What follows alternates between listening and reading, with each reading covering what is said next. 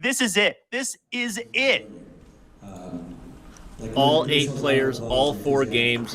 Of course, as we said, we're going to be focused on 2 of them. No disrespect to Ali Reza Faruja, Bidaguz Rathi, Nishant Avasov, or Ramesh Babu Praggnanandhaa, because I think that everyone knows where we're going to be focused as the hands are shaken. I'm going to give a real quick shout out before we fully focus on the chess moves to remind the fans you can go over to chess.com/events and cast your vote for the result. You should probably do so if you want to have a chance to win some Chessable courses, some Diamond memberships. Go over and do it. You can vote before move 10 as someone is standing in front of a camera. First cameraman blocking a camera of the day. Robert, you win the prop bet. There you go. Happen in every single chess event. But look at this. If my eyes do not deceive me, and I have 4 of them, in the top left, we have a Queen's Gambit accepted from Gukesh against Hikaru Nakamura's first move, d4. And then we see in the bottom right, Fabiano Caruana, he also trots out a d4 opening against Jan Nepomniachtchi. So no matter where we look, d4 is on the board. They started with the Queen's Pawn game. I think they're in line with the strategy of just getting a position. It doesn't have to be non-theoretical, right? Anybody who expected him to play 1b3 or, 1g3, that would go too far to the other side, Danny. You don't want to get a worse position, but the Queen's Gambit accepted.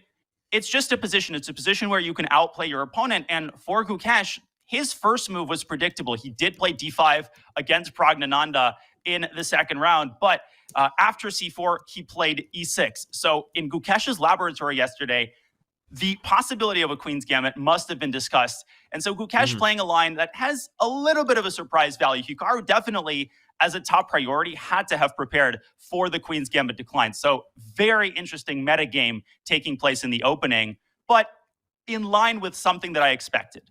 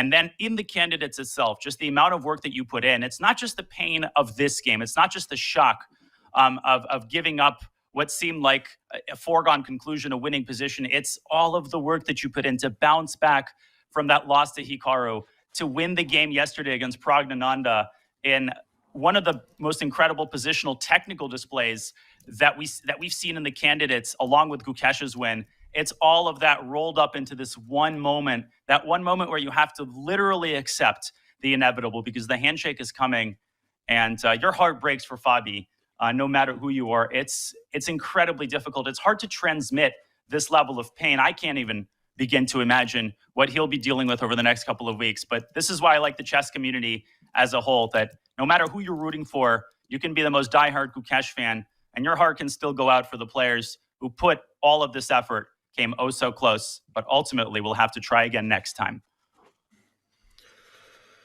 Well said. And as you're talking about what Fabiano's going to do over the next couple of weeks to sort of grieve this, I think, again, for Jan, the same can be said, right? I mean, what can you say about this guy? He's